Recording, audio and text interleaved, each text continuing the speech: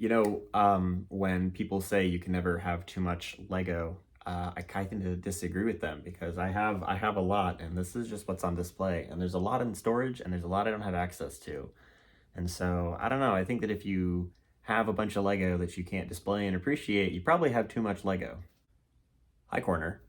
Today I'd like to talk about my interest in Lego as a hobby and how it, I think, is kind of dwindling, if not dying right now. And it's not my fault. I'd like to start by kind of talking about my history with it and build kind of the ethos of it. I've been doing the Lego thing for, oh man, probably 19 years. And technically sooner than that. When I was super little, my dad had this box of Lego bricks from the 80s, and we didn't know how to build cars, my brother and I, when we were super tiny. And so he would build them for us, and I remember just kind of taking those cars and driving around the living room and crashing them and stuff. And I remember one time too, I built this like hallway based on like a Star Wars ship. After seeing the first Star Wars movie, and I had a little like classic spaceman figure, and that was like my Han Solo. And I think that was probably one of my earliest like builds on my own. But then fast forward a couple years later, I was probably about 6 years old, and I received some small Lego Star Wars sets, and my interest kind of started from there and took off from there. I got a bunch of the Lego Harry Potter, Lego Star Wars, got some city stuff, and been collecting ever since, as evidenced by all of this here. During high school, I started to participate in local shows in the Florida area with my own creations. In the Lego world, we would call those MOCs. It's MOC, my own creation. So I'd bring my MOCs to conventions and meet cool people about my age, a little bit older.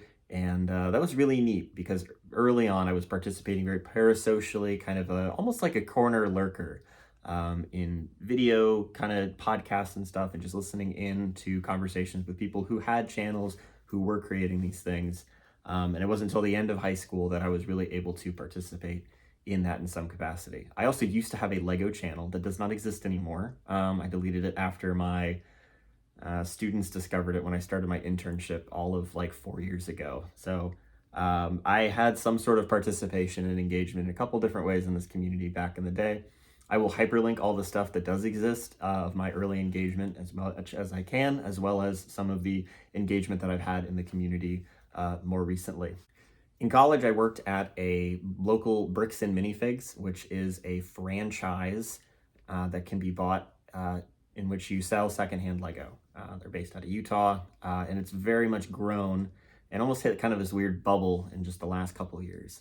This was a rare thing starting in the late 2010s, and then even into the 2020s, and then only recently there's this interesting like in kind of bubble and growth, right, of these franchises popping up around you, just the Florida area alone. And that's partly because of the ongoing and increasing adult engagement with Lego. So I worked there for about a year and a half. It was a retail job, and I spent all of the money that I made there acquiring grail sets of mine, things that I did not have as a child that I wanted to have in my collection at 20, 21 years old. And so I made no money from that. I probably lost money from that job. I quit because of retail reasons, not because the Lego stuff was boring. I got to touch and handle a lot of really cool product, both new and old. A lot of cool vintage stuff came through. A lot of valuable stuff came through that I was able to appraise and put together, clean up, sell. It was a really cool time.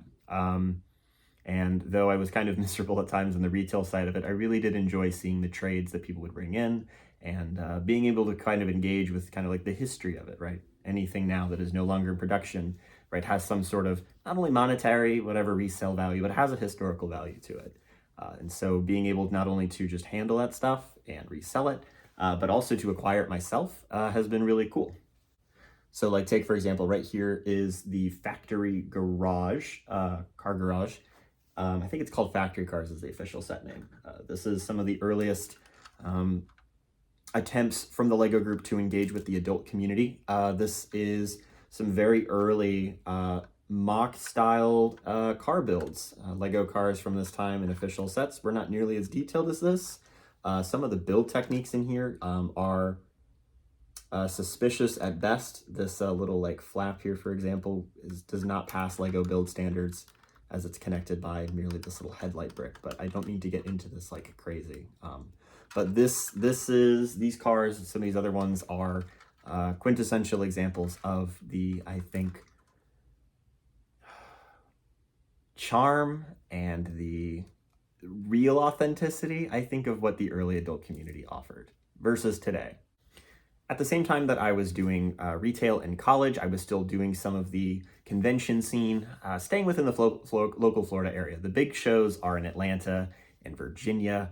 I've not been to either of those before. My work schedule has never permitted me to do that and finances. But I've met some really cool people in the community, and it's through some of these guys in this sphere that I was able to connect with the editor-in-chief of Brick Nerd, and I was a contributing writer and editor for about a year and a half. Technically, I'm still on staff. It's not a paid position, but I created and wrote a lot of articles with regards to the history of the LEGO Group's marketing and media in the early 2000s. I've done a couple set reviews as gifted by the LEGO Group because Brick Nerd is a recognized ambassador of the company. And that's all been really cool. If you told me when I was, watching Lego Club TV, which is it's a whole thing, I'll post the other video. I did a college or an academic presentation at a conference last year in New Orleans about Lego and authenticity culture and Lego Club TV. It's on a different kind of whatever channel. I'll post it down here in the links for you guys to check out as well. It'll come back later as well. But anyway, if you told me that I was going to speak with the former head of Lego Club marketing and media, the creative director who made some of my favorite content, and the animation team who created some of my favorite Lego shorts of the early 2000s, I would not believe you. And I did that all in the span of like my first year working as a contributing writer there. And I think it's because of the output that I created and that which I was able to do very early on that I kind of just got burned out doing it. And I've struggled to find a topic and something to write since then.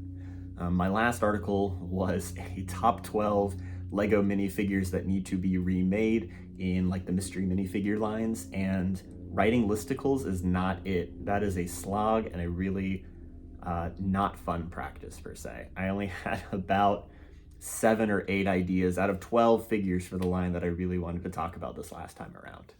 So I've done a lot to engage with the LEGO community as well as with the company itself, both through Brick Nerd and through some of these convention scenes.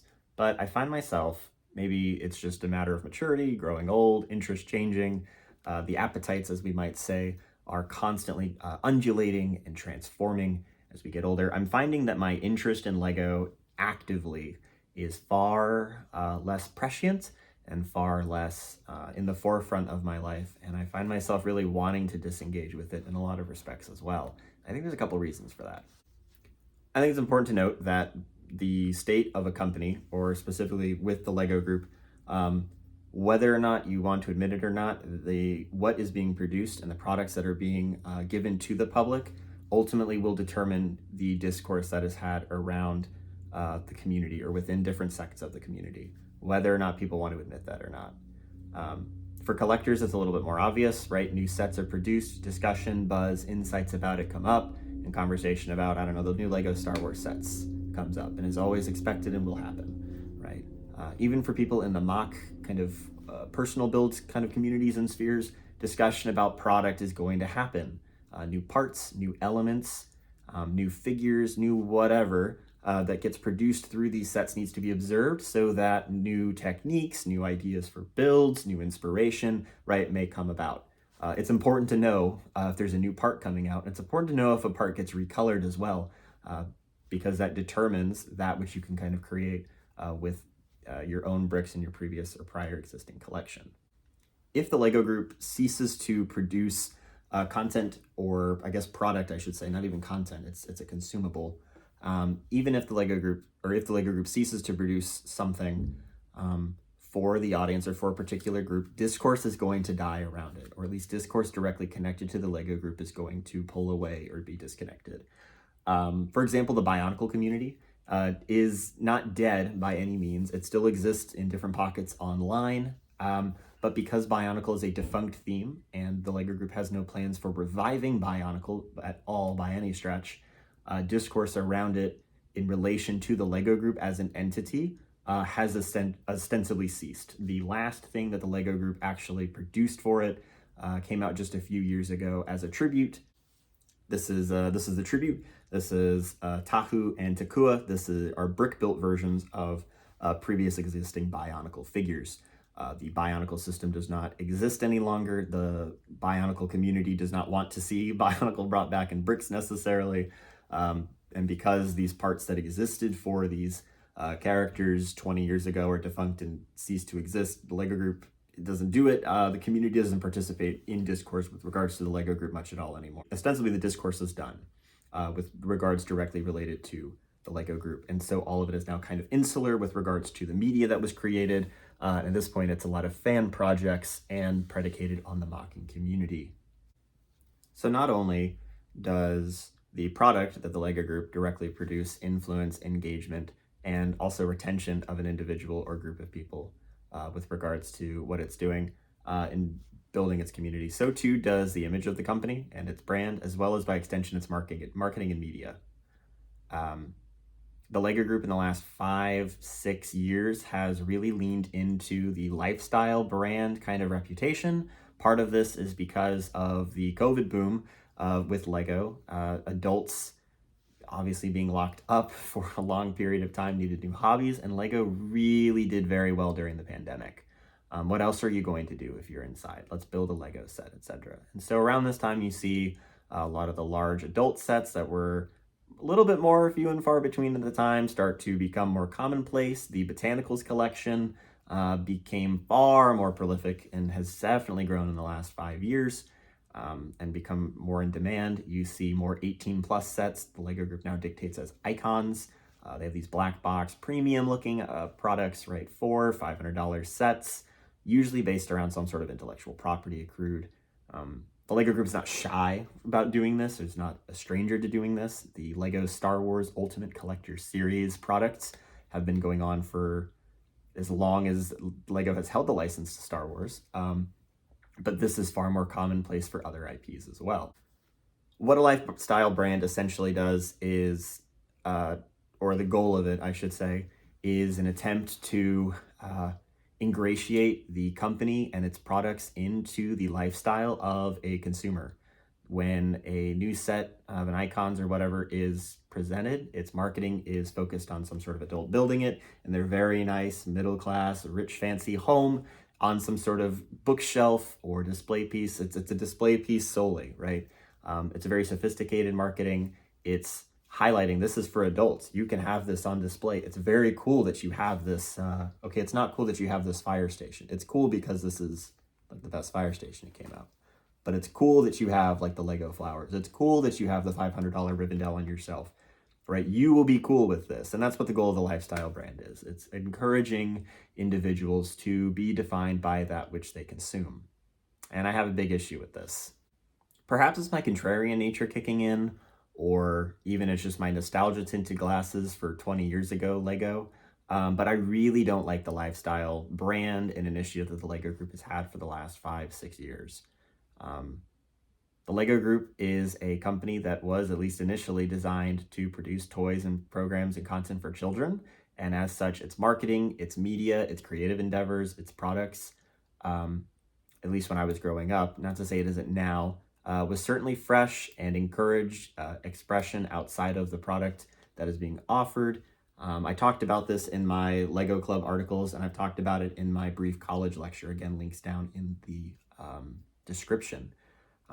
With the push for the lifestyle brand, the adults icons only thing, that creativity outside of that which is presented within the box is far more limited, if not non-existent at all. Lifestyle brand encourages a very consumerist behavior and mindset behind Lego and behind the product, and this goes for everything. And it's only encouraged and exacerbated by the recognized Lego fan media and individuals who have become content creator influencers within the sphere.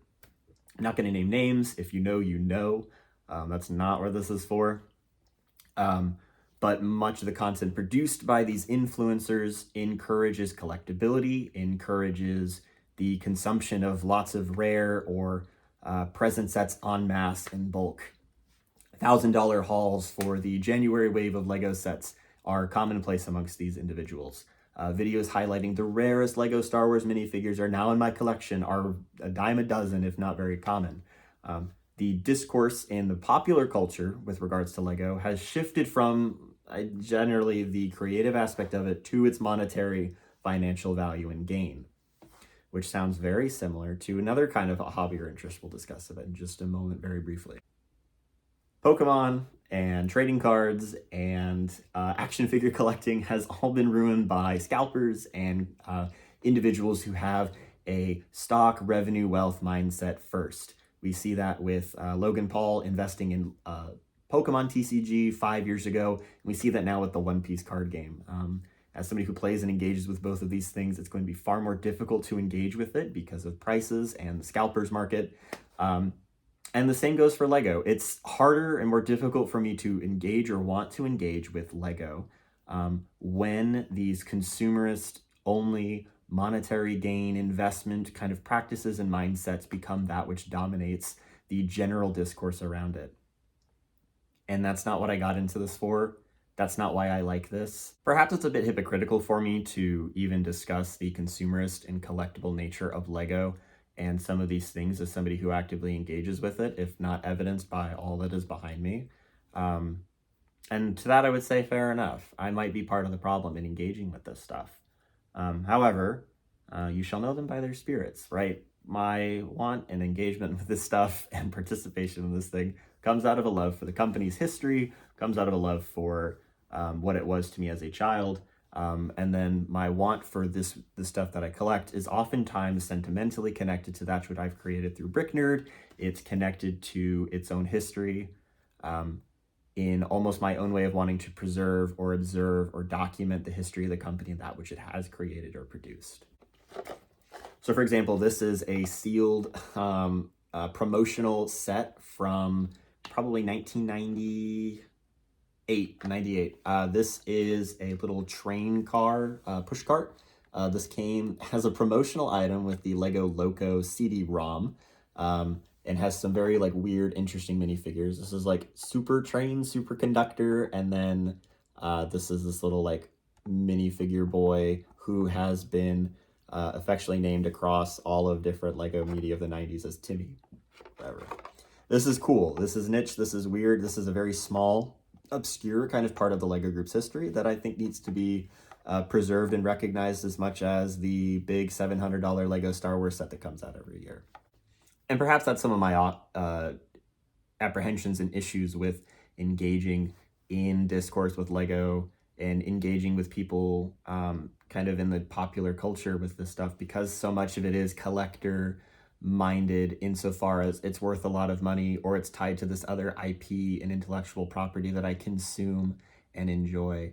Like, I don't want to talk about the Stranger Things house that just came out, and I don't particularly care for the new Lego Pokemon, which has now also invited the Pokemon scalpers and resellers who are all about those investments. That is a current concern and discourse happening right now in the community. The Lego Group's initiative with Pokemon as a whole has also, I think, really kind of been the thing that's really tipped me over and has really confirmed why I'm really done with the hobby, at least in its present form.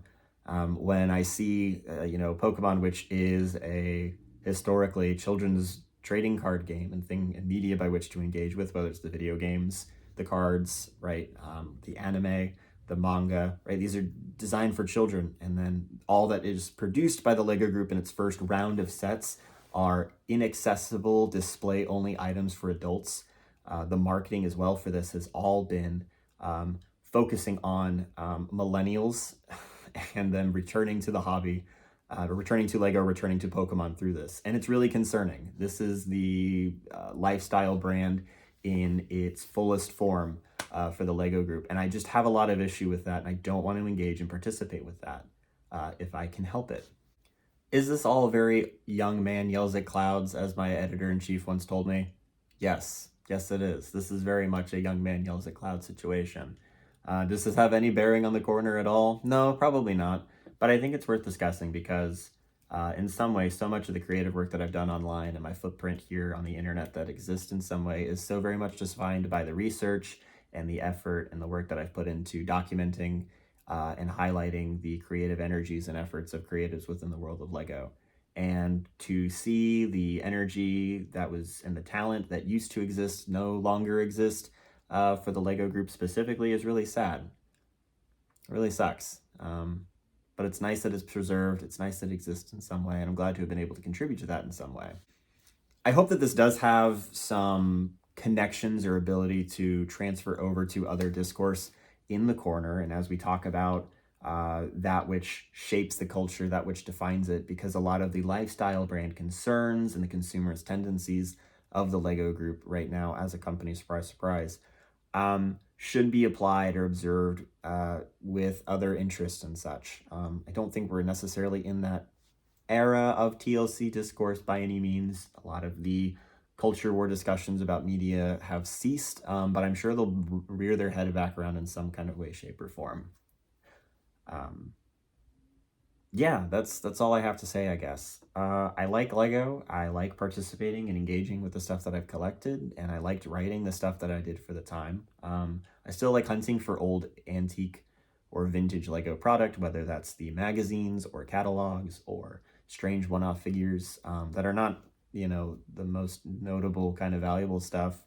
But for the time being, this hobby is going to take a back seat and will continue to take a back seat for some other stuff until something changes in my own disposition or even maybe in the way that the company handles and conducts itself.